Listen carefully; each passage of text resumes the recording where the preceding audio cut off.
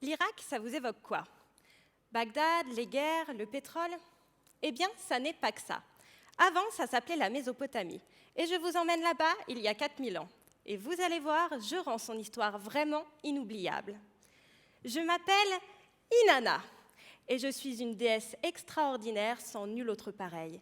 Et j'ai la chance qu'une chercheuse, Marion, étudie des textes en cunéiforme, l'écriture des Mésopotamiens, pour comprendre toutes les contradictions qui font mon charme.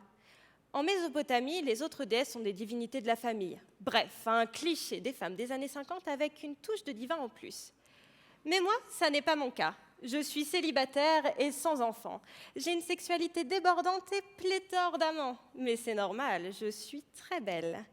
Les Mésopotamiens ont laissé des centaines de textes vantant ma magnifique poitrine et ma vulve douce comme de la bière. Je suis même la divinité patronne des prostituées hommes et femmes.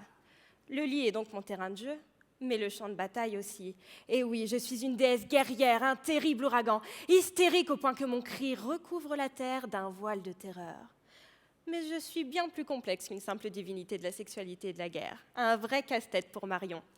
Pour être tout à fait franche avec vous, la puissance m'obsède. À tel point qu'un jour, j'ai fait boire mon père jusqu'à le rendre ivre pour lui subtiliser tous ses pouvoirs. Malheureusement, mon ambition n'est pas sans me causer de problème. Apparemment, je dérange l'ordre établi par les grands dieux. Une fois, je suis descendue aux enfers, le royaume de ma sœur, pour lui voler sa place. Et j'ai fini nue, sans vie et pendue comme un vulgaire morceau de viande à un crochet. Mais je m'en suis bien sortie en sacrifiant un de mes amants. Cela dit, c'est peut-être à cause de cette habitude de malmener mes prétendants que je n'arrive pas à avoir de relation stable. Bref, je suis unique en mon genre. En parlant de genre, je ne sais pas trop où je me situe. Les Mésopotamiens me représentent parfois comme une femme à barbe. Je suis difficile à saisir, n'est-ce pas? Heureusement, l'analyse d'innombrables textes narrant mes aventures permet à Marion de vous apporter des réponses sur mon comportement si peu divin et ma personnalité quelque peu multiple. Mais je vous vois venir. Vous lui direz sûrement: quel intérêt d'étudier ces vieux textes pour comprendre une divinité presque oubliée, vénérée par une civilisation disparue dont on ne parle même plus la langue? Eh bien, vous conviendrez que ce serait vraiment dommage de m'oublier. Alors que les guerres incessantes en Irak détruisent le patrimoine, m'étudier, c'est préserver ma mémoire.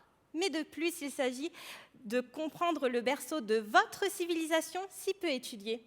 Et oui, votre histoire ne commence pas avec les Grecs et les Romains.